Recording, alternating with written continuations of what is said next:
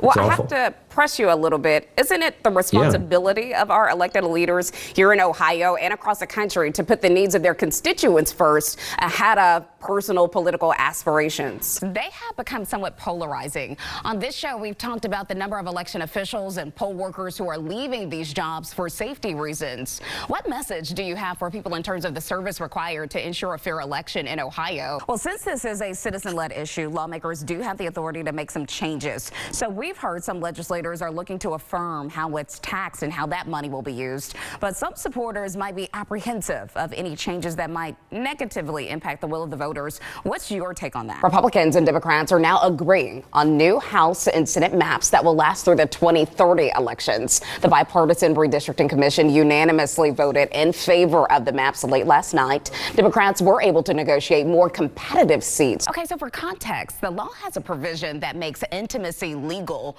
when a spouse is impaired or unconscious. Representative Miranda, you've publicly said you want to defend victims. This is actually very personal for you, but we can't ignore past efforts. How is this time different than previous? After months of negotiations by Ohio lawmakers, the state's two-year budget has finally been signed into law. And a live look this morning from the Manhattan District Attorney's Office, the NYPD reportedly ramping up security and the aftermath of the indictment. Now, barricades reportedly surround this building, again, the Manhattan District Attorney's Office. The far right has been threatening Kevin McCarthy's speakership for weeks, saying they would take away his speakership if he worked with Democrats to pass that short-term bill. That's exactly what he did. So it seems like they're making good on that promise. Well, I'm really glad you brought that up because the railway actually brings in about $25 million with this. According to that ballot language, we would get a disbursement of about $26.5 million annually. So considering that, if this is indeed investment, some of the pushback that we've heard from a lot of people has been,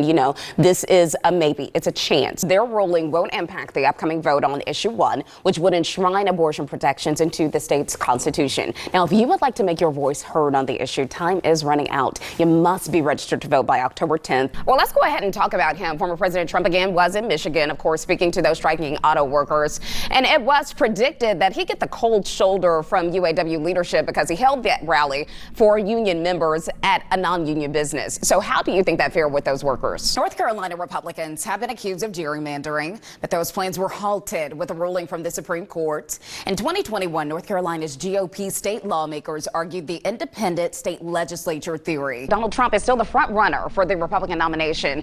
Do you think this case could affect May primaries if it does start in that 6 months? The prosecution requested that timeline, putting us in about February or March.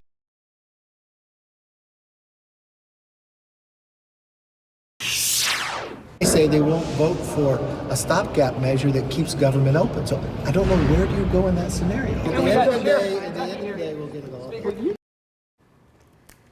Well, with less than 48 hours to go before the U.S. government runs out of funding, the deadline for a potential shutdown is inching closer. The House just passed a set of spending bills last night, but none will avert a government shutdown. They're also expected to be dead in the Senate. Right now, there isn't much optimism of a resolution prior to the deadline of Sunday at midnight. Joining us this morning is U.S. Representative Greg Landsman. Congressman, thanks so much for being here. Thanks for having me.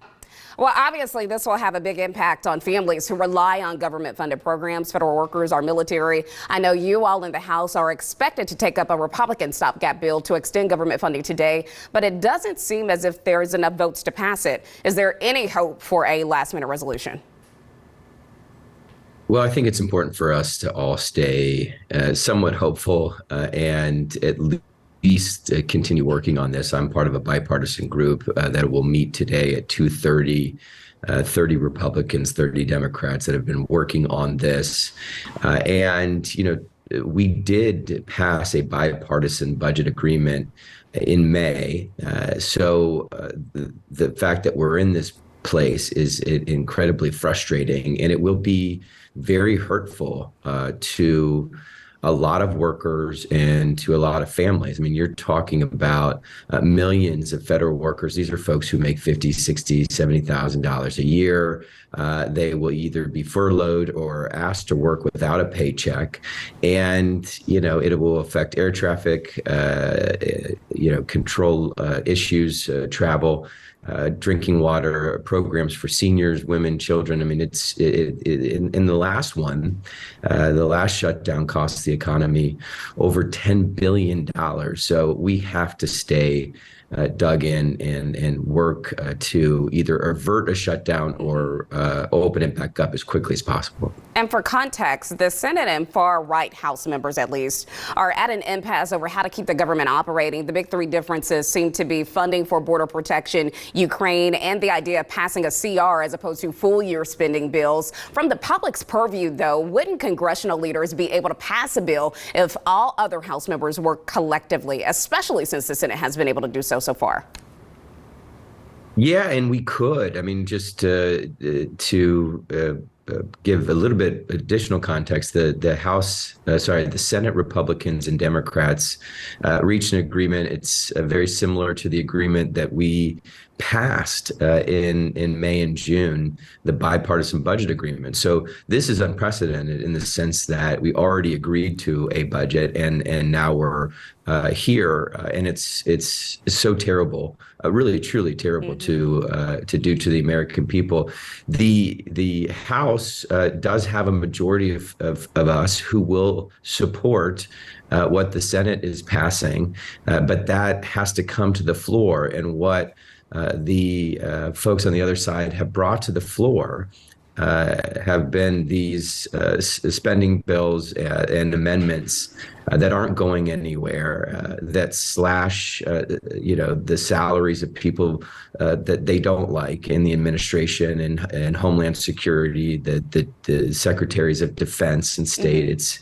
It's all I think a show, but it will have enormous impact, negative impact on families. Well, I have to press you a little bit. Isn't it the responsibility of our elected leaders here in Ohio and across the country to put the needs of their constituents first ahead of personal political aspirations?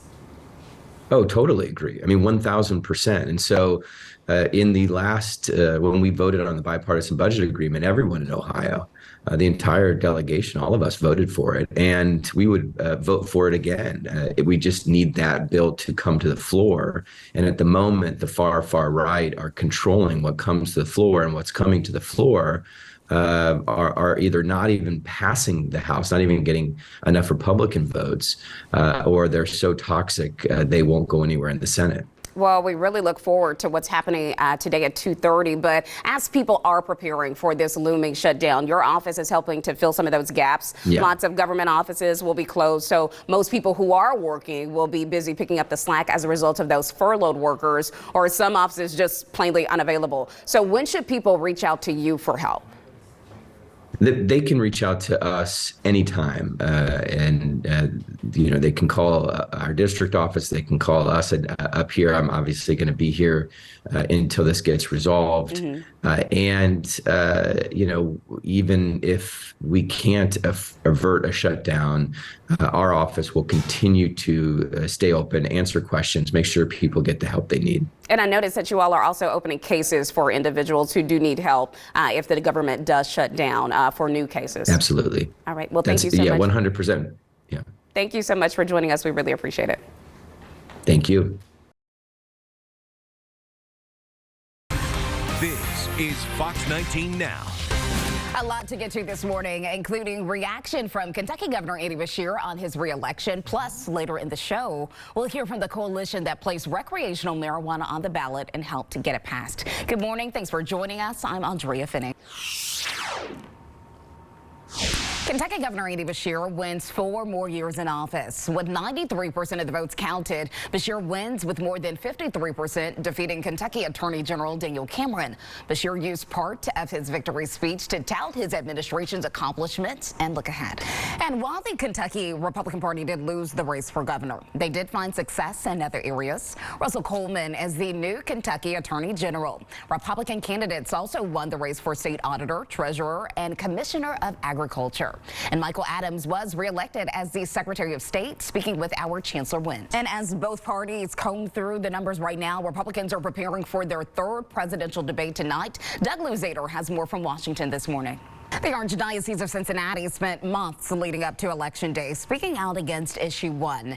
After the race was called, Archbishop Dennis Schnurr released a statement and reads in part, quote, "The passage of Issue 1 shows that there remains a desperate need for conversation of hearts and minds to a culture of life in our country, one that respects the inherent dignity and sacredness of every human being from conception to natural death." Going on to say, "I urge everyone in the Archdiocese of Cincinnati to redouble support for the many Catholic ministries that provide material resources and personal accompaniment to women, children, and families so that abortion ceases to be a consideration." Now, those same Cincinnati voters shot down a plan to raise the city's income tax to spend those proceeds on affordable housing. The proposed charter amendment would have generated $50 million to be spent on new housing projects in neighborhoods below the area median income.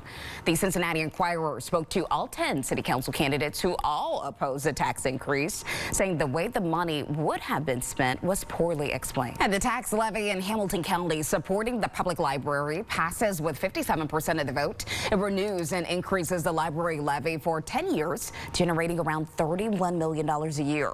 Library officials say they need this to help them with their 10-year master plan that includes several upgrades.